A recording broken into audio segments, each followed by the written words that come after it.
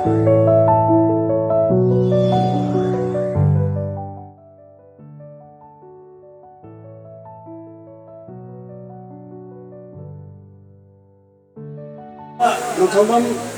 mangol ki tayo phawal lumi ase pangthok ibe se ma ki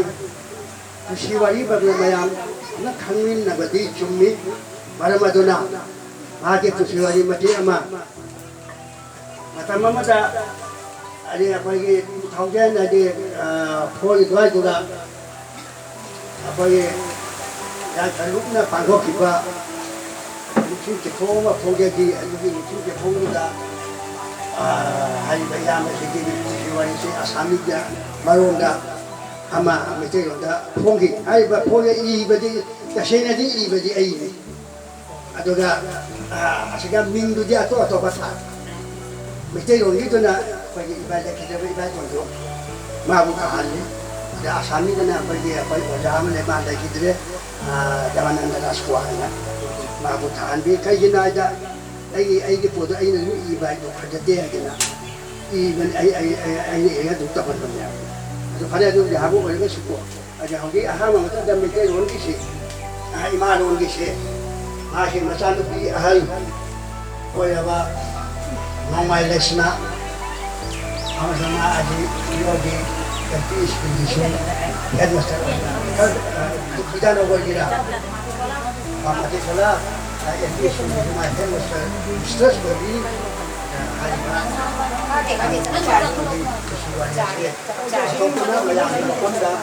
tahan gani mayam lai de minna lagi dana pulu hata yauna tapi gani aina ayana mulu lagi sini masya Allah अच्छा खाना चला पारो जिंदा ahanbada mayam kono ko puranjari nasi Nongthomam library cum museum and publication srangla pangthok piriba kunai thomi oja ai koi ko pilamba Nongthomam mongol ge jing namik sida nasi mayam mamangdai na mahaki sumdapa punchiwari khra pajage arano he ke ajao samaki Nongthomam mongol kunai thomi oja aiba taurem tonjo Assam lebaki Nogao jilla ki manung channel Pujai Mahakuma ki Pujai railway station lagi khanong chupangna kilometer ani makhai rom arap pada amtola koba kungang ama kungang asik lai kulla si thamna natraga thengu amagi ongda ninthi jaraba dithat dit amagi matawgung koi na tari इतिहासिक की mummy तारबत कुल्ला सिगी ममांग लेकाई परिंगी मयाई थंगबदा नोंथमबम सागे की लेकाई नि नोंथमबम तुलानंदो अमसुंग नोंथमबम ओंगी लाइसम निंगोल मजनी की हान मपारी होना नोंथमबम Mongol Chatra मापन का निफु करू इंगी अगस्त 13 लेबा पोको निमित्ता ताइबंग फाउकी मापाबु नोंथमबम तुलानंदो नाइगी चाफटबा पामजाबा लाइरिक थीबा हाइबा लाइयंबा माइबा ओइरमी पुलिसida khalamba maru komiti kaya agi ampado hawawati oidona thodang thirami amtola prathamic vidyaloy ni jampat lamdang gam ha tawimal mathing chauna yatra mapan ga janghai ni thoi in chahida nongthambam mangol na amtola prathamic vidyaloy sida ming chamluna laik laisu tamkhatpa horami mahake thawai yauna laik laisu tammadagi na yatra mapan ga janghai taret ingda Titiyo seni loiduna awang bathati mahing masingna tamnabagi taba Pujai ge Abdul Hasib High School da ming jalami matungda tatra mapanga kumputra jumbutaruk ingda school sida di metric pass tawlami adugi matungda tatra mapanga kumbumari ingda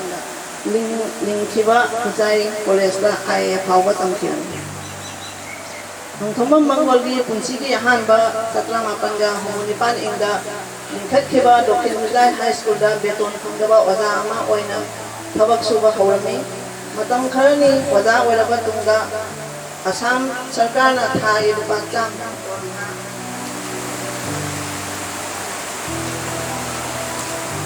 dorha piba oja lowa matung ina Nongthomam mangol su oja gi thabak thangduna Tatra mapanga mutra mari ingdagi Dr. Huzai Alinagar Prathamic Vidyaloida thabak tauba howdami school sida chahi kaya marom thabak tauraba matungda University Prathamic Vidyaloida mafam honglami school sida chahi khara oja oiraba tungda chatra mapanga maputra kumdoi ingda amtola Prathamic Vidyaloida oja chau oina mafam hongduna lakhi oja chau ama oina asumna thabak tauduna leirambadagi akanba leina amana henjilakduna chatra mapanga marfu tara tare June ge nungsing amada taibong pan mo thadokhi thama mangol angang oiringai dagi hauna achumba ngangba param khangba taksi khasi naiba oirami mahaki thamoi yamna nouba amasung oirami mamaga loinana wari taba chatpa matamda wari ge manungda awaba numaitabagi wari yaulagi mapi taba makhai kaplami mahaki mapuningda khangning bawakal amadi hangba khotbage hinabisu leirami asigi mathaktasu dairi iba isai lila kumhai iba kunai ge chanami pothap chungthokuna chakhatpa thakta pukhatpa asina chimba pamjarami nang thama mangol mahaki high school tamningai punsida kasargi waja usam tonuga phangnaduna mitai gi inak thang ta amasung isagai gi oiba sana khotnaba asina chingagi maramda khangjilami thang ta gi oja amasung apunba poramlen maru khatpiramba oja tonugi ithin thangduna nang thama mangol na mitai gi inak amasung kunai chakhotnabagi tamak thabak thauram tawningbagi wakhal pokhiram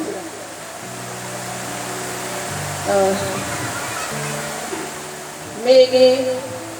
tarik taruk katra mapan ga humuni to ingda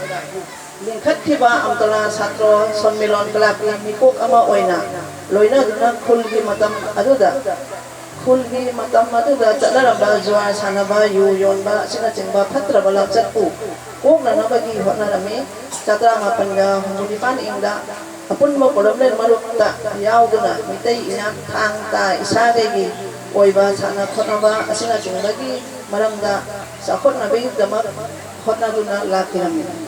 mitoi mihen singi pok panatraga siba ningsing thoram pangthok pana mioi dubu ikai kunma ko utpani amasung madati adubu nungsijaba ningjaba takpani khanjarami maram asina mahaki lusing makhada maruk asina silang jaduna chatra mapan ga humudra mathoi ingi January tang ahumda Manipur gi athoba pauna brajabasi gi pokone ningsing thoram amtola Prathamic Vidyaloida pangthoklam asigi mathakta su bi secondary dai pok thambano laining han nauria phulo asina chingbagi ningsing thoram pangthokuna hidam ningai oiba ulami apunma poramlen marupi kuthangga mukna maiba asina chingbagi naina mifam pangthoklam loinana hairiba hiram sigi chana patha sendoknabagi khonarami nauri kakpa kuchuk chayen chananoi singi manungda handanaba tawduna ithin sandoklami kunai gi chanabi patha likon chanaba thabal chongba asina chingba chana patha kharasu sungthoknaba khonarami mahak Manipuri Sahitya Parishad asigasu mari lainana khunai gi thawal tawrami mahakna mamal leiraba larik kharasu thambirami madugi manungda phonglaba larik ani adudi asini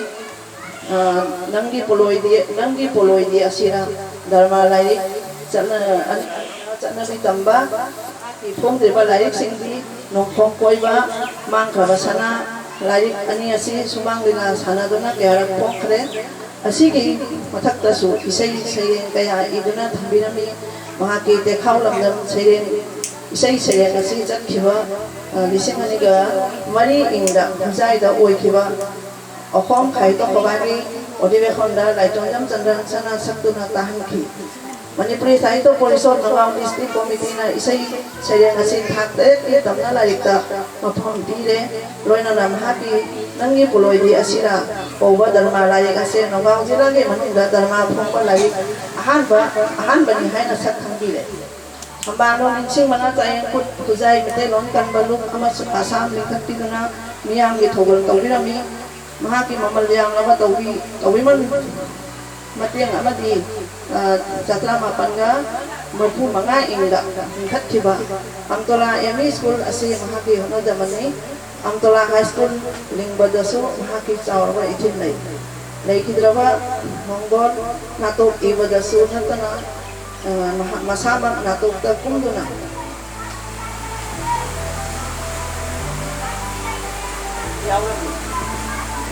Uzagi kathela no badala iba ima kathela yambigi laisang hangba amasung sem chabagi thabakka mahaki mamal yamlaba tawbimal mateng kaidawai da kawng loi mahaki hona kanba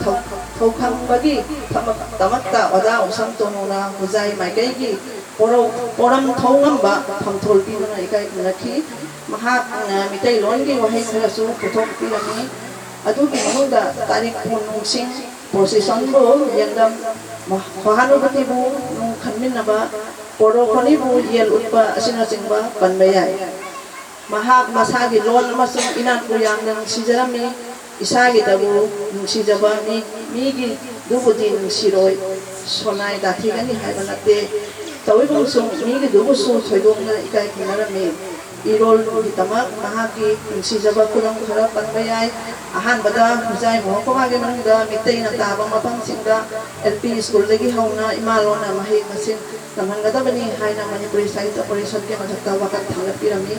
ani subada satlang apanga marputra hoi in akom bidhan ko bagi mikhal matangda asam lewat pumba miang di ho thum no bagunda nomlami madugi matumduda huzai mo ko mage mitei sinna Santi Komite siam bagi wakanda komite ni imalona oigada bani haina lepkirami numit ado February ni sing tramari ni mahak sigi loy ba matangga lain han pulo ge layu lasu kaya paru badagi ipagi disatna lai pa kang song thawai ya ire na thangjai hai ba wakhal lamba thangdana satra mapanga marphu tara ni thoi ingda mitai gi seng laba apokpa thumada minthai chankhirami apokpa haibase tengban magi mapu thamapu sembi pokpi ri bun nongthama mangol hoji taibang pansda laiktre mahak sahi jangkhai mat hathoi mapung phadana laikidabani mahaki mupi chandramukhi amasong machanapa ahum amasong machanupi mari thambirami mahak na matam chadana laikidabase phul amasong hujai gi la hujai lamdam sigi menbang nam roi daba amang mahak aikhoi gi mamang yam naba hiyai gumbani mahak pu maira amatang thanbi dana leirang khujok amatang kati dana ningsingsi amasong ikai klasi